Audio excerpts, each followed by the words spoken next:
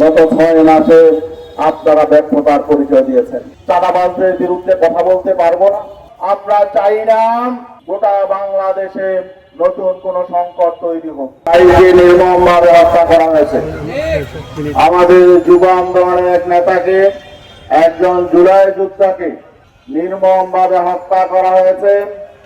এবং এই দুঃখজনক বিষয় হলো এই হত্যাকাণ্ডটি ঘটেছে আইন শৃঙ্খলা রক্ষাকারী বাহিনীর চরম অবহেলা, দায়িত্বহীনতার কারণে।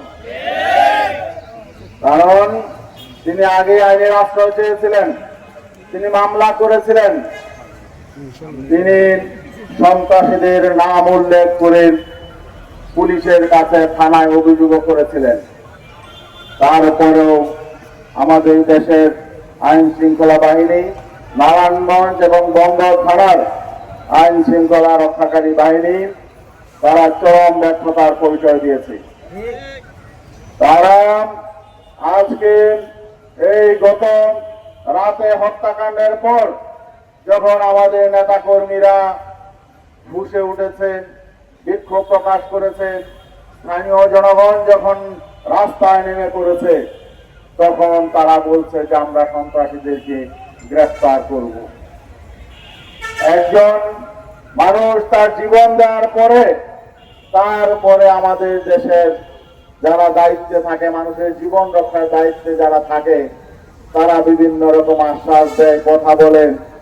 তারা পরবর্তীতে সন্ত্রাসীদেরকে ধরার জন্য লুকোচুরি খেলেন। আমরা পরিষ্কার জানতে চাই, এই বর্তমান সরকার নির্বাচিত হওয়ার পরে 6 মাস অতিক্রান্ত হয়েছে। গোটা বাংলাদেশে আইন শৃঙ্খলা কোনো পরিবর্তন হয় নাই, কোন উন্নয়ন ঘটে নাই। বরং আজকে যে হত্যাকাণ্ডটি ঘটেছে গত রাতে, এটা ঘটেছে হলো চাঁদাবাজদের বিরুদ্ধে অবস্থান নেওয়ার কারণে, মাদকের বিরুদ্ধে অবস্থান নেওয়ার কারণে, সন্ত্রাসের বিরুদ্ধে অবস্থান নেওয়ার কারণে আমাদের যুবনেতা বুলবুলকে হত্যা করা হয়েছে। তাহলে আমরা কি চাঁদাবাজদের বিরুদ্ধে কথা বলতে পারবো না? আমরা কি সন্ত্রাসের বিরুদ্ধে কথা বলতে পারবো না? আমরা কি মাদকের বিরুদ্ধে কথা বলতে পারবো না? দেশটা কি এই সন্ত্রাসী, মাদক ব্যবসায়ী এবং চাঁদাবাজকে স্বর্গরাজ্যে পরিণত হয়েছে? আমরা সরকারের প্রতি আহ্বান জানাতে চাই, গত 6 মাসে আপনারা ব্যর্থতার পরিচয় দিয়েছেন। আপনারা মানুষের জীবন সম্পদ রক্ষায় ব্যর্থ হয়েছেন। আপনারা অনেক পরিকল্পনার কথা বলেন, অনেক আশার কথা বলেন, 1 কোটি তরুণকে আপনারা চাকরি দিবেন, এমন কথা বলে আপনারা ক্ষমতায় এসেছেন। এখন বাংলাদেশের তরুণরা অন্যায়ের প্রতিবাদ করতে গিয়ে জীবন দিচ্ছে। আমরা পরিষ্কার বলতে চাই, সন্ত্রাসী কারা গ্রেফতার হয়েছে স্পষ্ট করুন। যারা খুন করেছে, সেখানে মহড়া দিয়ে খুন করেছে, তারা চিহ্নিত, তাদের বিরুদ্ধে মামলাও হয়েছে, আগেও তাদের বিরুদ্ধে মামলা ছিল, তারা চিহ্নিত, তাদেরকে গ্রেফতার করেছেন। আমরা শুনেছি কাউকে কাউকে গ্রেফতার করা হয়েছে। স্পষ্ট আমরা জানতে চাই, কয়জনকে গ্রেফতার করা হয়েছে, কাদেরকে গ্রেফতার করা হয়েছে। আমরা মিডিয়ার সামনে আইন শৃঙ্খলা বাহিনীকে বলবো প্রকাশ করার জন্য। আমরা যদি সঠিক উদ্যোগ গ্রহণ করা না হয়, এই হত্যাকাণ্ডের পেছনে যারা রয়েছে তাদেরকে দ্রুত সময়ের মধ্যে সকলকে গ্রেফতার করা না হয় এবং নারায়ণগঞ্জে ইসলামী আন্দোলন, যুব আন্দোলন, ছাত্র আন্দোলন এবং সাধারণ মানুষকে নিয়ে নারায়ণগঞ্জে মাদক বিরোধী, সন্ত্রাসী বিরোধী আমরা কিন্তু অবস্থান নিয়েছি।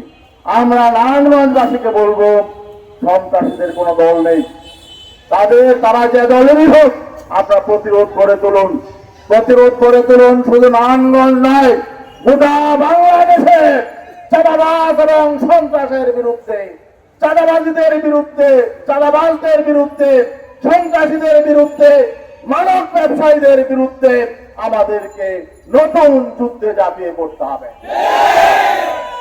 আমরা এক ফ্যাসিবাদী শক্তিকে তাড়িয়েছি, চাঁদাবাজদের হাতে দেশ তুলে দেওয়ার জন্য নয়, সন্ত্রাসীদের হাতে দেশ তুলে দেওয়ার জন্য নয়। আমরা ইসলামী আন্দোলন বাংলাদেশ, ইসলামী যুব আন্দোলন বাংলাদেশ নিয়মতান্ত্রিক ভাবে রাজনীতি করে। আমরা একটি দায়িত্বশীল রাজনৈতিক সংগঠন। আমরা চাই না গোটা বাংলাদেশে নতুন কোন সংকট তৈরি হোক। এই নারায়ণগঞ্জের বুলবুল হত্যাকাণ্ডের সরকার কি উদ্যোগ নেয়, প্রশাসন কি উদ্যোগ নেয় আমরা দেখতে চাই। আর নয়তো গোটা বাংলাদেশে আমরা আন্দোলন গড়ে তুলব, কর্মসূচি দিব।